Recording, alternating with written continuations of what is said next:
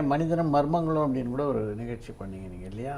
ஆமாம் ஆமாம். அந்த தொலைக்காட்சி நிகழ்ச்சிகள் நீங்கள் பண்ணதில் உங்களுக்கு ரொம்ப பிடித்த நிகழ்ச்சி அப்படின்னு எதை சொல்லுவீங்க நீங்கள்? இல்லை, எல்லாமே பிடிச்சதான். மனிதனும் மர்மங்களும் ஒன்று பண்ணேன். மற்றபடி என்ன நிறைய ஒன்றும் பண்ணலையே நான். மனிதனும் மர்மங்களும் பண்ணேன். ஐ திங்க் புதிய தலைமுறைக்கு நினைக்கிறேன். புதிய தலைமுறைக்கு பண்ணேன். அதுக்கு என்ன அடிப்படை மனிதனும் தர்மங்களும் அப்படின்ற சப்ஜெக்ட் நீங்கள் சூப்பர் நேச்சுரல் தான். மர்மங்கள்ன்ற இதுக்கு கீழே எல்லாமே மர்மம் தான்ன்ற லெவலில் பேயில் ஆரம்பித்தேன். கோஸ்ட் இருக்கா இல்லையா அதான் முதல்ல ஒரு 4-5 சாப்டர். அதுக்கப்புறம் இது லீவிட்டேஷன் அது மாதிரிலாம் நிறைய விஷயங்கள் இருக்குது. கூடு விட்டு கூடு பாயிறது, மனுஷன் ஆட்டி படைக்கிற விஷயங்கள் இதெல்லாம். ஸோ இதெல்லாம் பற்றி சயின்டிஃபிக்காக எழுதணும்னு எழுதின ஒரு தொடர் அது. அதை வந்து புதிய தலைமுறையில் நல்லா இருக்குது பண்ணலான்னு சொன்னாங்க. ஒரு சீரீஸ் ஆஃப் இது பண்ணேன். அப்புறம் நிறுத்திட்டேன். அது முடிஞ்சு போச்சு. அதுக்கு மேலே இப்போ சொல்லுங்கள், கோஸ்ட் இருக்கா?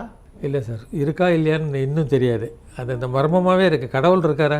அது மாதிரி தான் இல்லையா? ப்ரூஃப் இருக்கா கடவுள் இருக்கா? எல்லாத்தையும் எவிடன்ஸ் இல்லாமல், எவிடன்ஸ் பேஸ் இல்லாமல் எப்படி சொல்ல முடியும்? கடவுள் யாராவது பார்த்துருக்காங்களான்ற மாதிரி தான். அதே மாதிரி தான் உங்களுக்கு கோஸ்ட்டும் யாராவது பார்த்துருக்காங்களான்னா என் நண்பர் ஒருத்தர் பார்த்துருக்காருன்னு தான் நீங்கள் சொல்லுவீங்களே தவிர நீங்கள் பார்த்துருக்கிறத சொல்ல மாட்டீங்க. பட் இமேஜினேஷனில் இது மாதிரிலாம் இங்கிலீஷ் இதில் சயின்டிஸ்ட்லாம் ஆராய்ச்சி பண்ணதில் சம்திங் இஸ் தேர்ன்னு தான் சொல்கிறாங்க. அது உங்களுடைய ப்ரொஜெக்ஷனா, உங்களுடைய தாட்டினுடைய ப்ரொஜெக்ஷனா, இல்லை ஈத்தர் அதாவது அட்மாஸ்ஃபியரில் உருவாகிற விஷயமா, ரொம்ப நேரம் கான்சன்ட்ரேட் பண்ணால் இது மாதிரி அதுக்கு ஒரு உருவம் ஒன்று கிடைக்குமா அப்படின்லாம் ஆராய்ச்சிகள் இன்னும் நடந்துன்னு தான் இருக்குது. அன்கான்ஷியஸ் மைண்ட்னு ஒரு புக்கு படித்தேன். அதில் பேய்களை பற்றி விரிவாக எழுதியிருந்தாங்க. சில டாக்டர்கள்லாம் எனக்கு பேய் மேலே நம்பிக்கையே இல்லாதவங்க கூட நான் பேயை பார்த்தேன்னு எழுதியிருக்காங்க. என்ன சொல்கிறது? ஒரு சர்ஜன் ஒரு நர்ஸினுடைய பேயை நான் பார்த்தேன்னு வராண்டாவில். அவங்கள பற்றி தெரியும், அவங்க இருந்தது தெரியும். ஃப்ரண்ட்டில் நடந்து போனாங்க. ஆனால் அவங்க ட்ரெஸ்ஸு மட்டும் ரொம்ப ஓல்டு ஃபேஷன்டாக இருந்தது. யூனிஃபார்ம் மாறிடுத்தப்போ இது ஓல்டு ஃபேஷன்டாக இருந்தது. நான் சிஸ்டர் அப்படின்னு கூப்பிட்டேன். திரும்பி பார்த்தாங்க. திரும்பி பார்த்து அப்படியே மறைஞ்சிட்டாங்க அப்படின்ற ஒரு பெரிய சர்ஜன் ஒருத்தர் எழுதியிருக்காரு. என்ன சொல்கிறீங்க இதுக்கு? உங்களுடைய இன்னொரு முக்கியமான நிகழ்வுன்னா நாளை இயக்குனர்களில் உங்கள் பங்கு. ஒண்டர்ஃபுல் மூவிஸை பார்த்த அனுபவம் தான். ஷார்ட் ஃபிலிம்ஸ் இல்லையா இல்லைன்னு.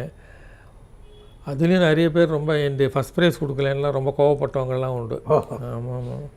கடைசி ஃபைனலாக பெஸ்ட்டு மூவி சூஸ் பண்ணும்போது கூட நிறைய கான்ட்ரவர்சிஸ்லாம் வந்தது. அது பட்டு நல்ல டேலண்ட்ஸ்லாம் வந்தது சார். என் லைஃப்பில் டேலண்ட்ஸ் ஐடென்டிஃபை பண்ணுற ஒரு பகுதி ஒன்று பெருசாக இருந்தது. பத்திரிகையாளர்லேருந்து இயக்குனர் வரைக்கும் அதுதான் என்னுடைய மகிழ்ச்சியான விஷயம். அதுதான் அந்த நாளைய இயக்குனரில் வந்து எல்லாருமே அப்புறம் நிறைய பேர் டைரக்டர் ஆகிட்டாங்க. அதுலேருந்து வந்து கம்ப்ளீட்டாக அவங்க சொல்லிக்கிறாங்களோ இல்லையோ நான் ஒரு ஊந்துவலாக இருந்தேன்றது வந்து எனக்கு ரொம்ப சந்தோஷமான ஒரு விஷயம். அருமையான படங்கள். சில பேர் படமே எடுக்க தெரியாதவங்கள்லாம் கூட இருக்கும். சிலர்லாம் ரொம்ப போர் அடிக்கும். அதை பொறுமையாக பார்க்கணும்.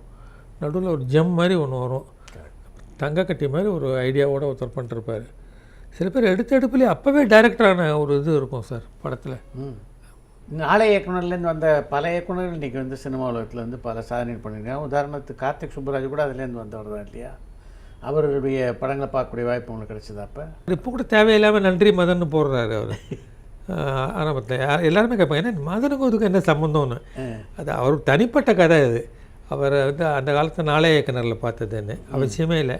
பட் எனிவே கார்த்திக் சுப்புராஜ்லாம் வெரி ப்ராமிசிங் டைரக்டர். இல்லை, அவர் முதல்ல அந்த ஷார்ட் ஃபிலிம் பார்க்கும்போதே அவர் இந்த அளவு ஒரு டெஃபினெட்லி நான் எல்லாருக்கிட்டையும் சொல்லிவிடுவேன். ஏன்னா இது எவ்வளோங்கள்லாம் ஆறாங்களோ டைரக்டராக பெரிய ஆறாங்கன்றது நமக்கு நிச்சயமாக தெரியாது இல்லையா? டைரக்டர் கெப்பாசிட்டி இருந்ததுன்னா நீங்கள் பெரிய டைரக்டர் ஆவீங்கன்னு சொல்லிவிடுவேன். ஏன்னா பிற்பாடு அவங்க டைரக்டர் ஆனப்புறம் மதன் சார் அப்போவே சொன்னார்னு சொல்கிறதுக்கு இருக்கிற ஆப்பர்ச்சுனிட்டி இல்லை இது. அது மாதிரி யார் யார் நீங்கள் கணிச்சிங்க? அப்போ நலன் வந்து ரொம்ப எதிர்பார்த்தேன். அவர் வந்து அப்புறம் படங்கள் ஒன்றும் ரொம்ப எடுக்கலை. என்னென்னு கார்த்திக் சுப்புராஜ் தான் மெயினாக பண்ணது. மற்றபடி எல்லாம் ஒரு அசோசியேட் எடிட்டரெல்லாம் அசோசியேட் டைரக்டரெல்லாம் இருந்திருக்காங்க நிறைய பேர். சினிமா விட்டாச்சுன்னா உள்ளே போயாச்சுன்னா வெளியில் வர்றது கஷ்டம் சார். உங்களுக்கு தெரியாதா? ஒரு காலகட்டத்தில் திரைப்படத்திலேயே பணியாற்றக்கூடிய வாய்ப்பு உங்களுக்கு அன்பே சிவத்தில் கிடைச்சது. ஆமாம், கமல்ஹாசனோடு இணைந்து. அது எப்படி இருந்தது? அதுவும் ஜாலியான அனுபவம் தான். ஏன்னா கமல் சார் கூட இருக்கிறதுன்றது ஒரு பெரிய இது அனுபவம். இன்ஃபேக்ட்டு அன்பே சிவம் கதையை ஒரு மாதிரி பேசிக்காக சொன்னார் அவர். நான் கூட உட்காந்து நானும் கேட்டிருந்தேன். டைலாக்ஸ் எழுதுறதை பற்றி பேச்சு வந்தது. யார் எழுதுறது என்ன எதுன்னு. மதன் எழுதிட்டோம் அப்படின்ட்டு இருக்கு. நான் நடுங்கி போயிட்டேன். சார் எனக்கு பழக்கமே கிடையாது, எழுதினதே கிடையாது. என்னென்னா அதெல்லாம் ஒன்றும் இல்லை சார். நீங்கள் ஜேர்னலிஸ்ட் தானே, நீங்கள் எழுத முடியாமல் என்ன சொல்லணுமா விடாதீங்கலாம். நான் பார்த்துக்கிறேன். நீங்கள் கூடவே இருந்தாங்கன்னா நான் ஒன்றும் ட்ரை பண்ணுறேன். ஒரு சீனுக்கு எழுதி பார்க்குறேன். இதெல்லாம் நடக்கிற விஷயமே இல்லை. ஒரு சீனுக்கு எழுதி பார்க்குறேன்லாம் சொல்ல வேண்டிய அவசியமே இல்லை. அது பாருங்கள், பிடிச்சிருந்ததுன்னா கண்டினியூ பண்ணலாம்லாம். அதெல்லாம் அப்புறம் ஒரு சீனும் இல்லை 2 சீனும் இல்லை, மொத்த படத்துக்கும் நான் எழுதும்படியாக எடுத்தது. மனசில் இருக்கிறத உள்ளேருந்து எடுத்துன்னு வந்து நேச்சுரலாக இமேஜின் பண்ணிட்டு நீங்களே கேரக்டர்ஸாக மாறி எழுதணும். அது கரெக்ட். அது டிஃப்ரென்ஸ். இதில் மதன் எழுதுறாருன்றது அதில் மதன் கிடையாது, அதில் மாணிக்கம் தான் எழுதணும். அவர் தான் அந்த கேரக்டர். கொஞ்சம் டிஃபிகல்ட்டாக இருந்தது ஆரம்பத்தில் எனக்கு, அப்புறம் பழகிடுது. அடுத்து காஞ்சிபுரம் பிரியதர்ஷனோட பண்ணி. பிரியதர்ஷனோட காஞ்சிபுரம் நேஷ்னல் அவார்டு வின் பண்ண ஒரு படம். பிரியதர்ஷன் அன்பேசிவம் பார்த்துருக்காரு, அவருக்கு பிடிச்சி போயிருத்துன்னு நினைக்கிறேன். அவர் வந்து காஞ்சிபுரம் படத்துக்கும் எழுதும். அன்பேசிவம் ஒரிஜினலாக டைரக்ட் பண்ண வேண்டியவர் அவர் தான். ஆமாம். ஒரு டிஃப்ரென்ஸ் ஒப்பீனியனில் ஏதாச்சும் அவர் இன்டர்ஃபியரே பண்ணக்கூடாதுன்னு அவர் எதிர்பார்த்தாரு. கமல் இருக்கிற படத்தில் இன்டர்ஃபியரன்ஸ் இல்லாமல் இருக்குமா? கமலுக்கு ஐடியாஸ், ஏகப்பட்ட ஐடியாஸ் தோண்டிகிட்டே இருக்கும். நல்ல ஐடியாஸாக இருந்தால் எடுத்துக்கோங்கன்னு சொல்ல போகிறார் அவர். இவர் அது விரும்பலை. அது மாதிரி சம் ப்ராப்ளம். ஸோ காஞ்சிபுரம் படத்துக்கும் நான் எழுதினேன். அன்பேசிவம் பணியாற்றியதுக்கும் காஞ்சிபுரம் பணியாற்றியதுக்கும் என்ன வித்தியாசத்தை உணர்ந்தீங்க? அன்பேசிவத்தில் கமலினுடைய ஹெல்ப் கூடவே இருந்தது. கமல் அப்பப்போ படிச்சுட்டு ஒரு ஐடியாலாம் கொடுப்பாரு. இது எழுதுங்க முதல்லன்னுவார். இந்த இடம் நல்லா இருக்குது, டெவலப் பண்ணலாமே இந்த சீனைன்னுவார். நான் எழுதியிருக்கிற டயலாகை பார்த்து கம்யூனிசம் இதை பற்றி ரயில்வே ஸ்டேஷனில் ஒரு சண்டை வர மாதிரி ஒரு காட்சி வரும், அதை இன்னும் டெவலப் பண்ண சொன்னார். ஏன்னா அதில் எனக்கு நாலேஜ் ஆஃப் கம்யூனிசம்லாம் எழுதினால. தாஜ்மஹால் இடிச்சுட்டாக்கா லவ் செத்து போயிடுச்சுன்னு அர்த்தமானலாம் வரும். இல்லை அது மாதிரி வருது. காஞ்சிபுரமில் பிரியதர்ஷன் தலையிடவே இல்லை. அவருக்கு தமிழில் எழுதுறதுலாம் வராது. ஸோ எனக்கு ஒரு ரூம் கொடுத்துட்டாரு, அங்கே உட்காந்து நீங்கள் எழுதுங்கன்னு. கம்ப்ளீட்டாக நான் தான், அது எப்படி வந்திருக்கா இல்லையான்னே தெரியாது, பிரியதர்ஷன் பார்த்துப்பார், அவ்வளோதான், விட்டுட்டேன். பல ஆண்டுகளாக ஒரு பக்கம் பத்திரிகை துறையிலையும் இருந்திருக்கீங்க, ஒரு பக்கம் சினிமா துறையிலையும் நுணுக்கமாக கவனிச்சிருந்துருக்கீங்க. இப்போ பத்திரிகை துறையும் சினிமாவும் எப்படி செயல்படுறதா நீங்கள் நினைக்கிறீங்க? பல இதுலேயும் இருந்து தப்பாக ரைட்டானே எனக்கு தெரியல. ஃபர்ஸ்ட் ஆஃப் ஆல் நீங்கள் எதுலேயுமே ஒரு நிலையாக இல்லாமல் மாறினேன். பத்திரிகையாளராகவே இருந்து மரணம் அடைவதுன்றது நிறைய பேர் பண்ணியிருக்காங்க. அப்படி பண்ணிருக்கலாமான்னு எனக்கு தெரியல. கடைசியில் சினிமா எந்த பக்கமும் இருக்குது. சினிமா உள்ள போய் கதை வசனம் அதுவும் நிறைய பண்ணலாம். நான் 2-3 படங்கள் தான் பண்ணேன். ஸோ எது கரெக்டு, நான் பண்ணது சரிதானான்னு தெரியல. But I wanted to enjoy what I was doing. எனக்கு எல்லாத்துலேயுமே பூந்து பார்த்தா அந்த அனுபவம் எப்படி இருக்குதுன்னு பார்க்கணுன்ற ஒரு ஆர்வம் ரொம்ப இருந்தது எனக்கு. ஸோ எதில் கூப்பிட்டாலும் அதில் எது இப்போ பண்ணுவோம். நான் இல்லை நாடகத்தில் தான் நடிக்க கூப்பிடல யாரும், மற்றபடி எல்லாம் சினிமாவில் இதில் டிஃப்ரென்ஸும் ஒன்றும் பெருசாக இல்லை சார். எல்லாமே பேசிக் பிரெயின் ஆக்டிவிட்டி தான். உங்கள் நியூரான்ஸ் எப்படி ஹெல்ப் பண்ணுறதுன்றதை வச்சு பண்ணுறது தான். ஐ என்ஜாய்டு மோஸ்ட் என்ஜாய்டு வந்து இணையாசிரியர் விகடன் தான். அதில் தான் எழுத்துன்றது விஷயம் வந்து ஒரு பத்திரிகை உருவாக்குறதுன்றத பவர்ஃபுல்லான ஒரு விஷயமா இருந்தது.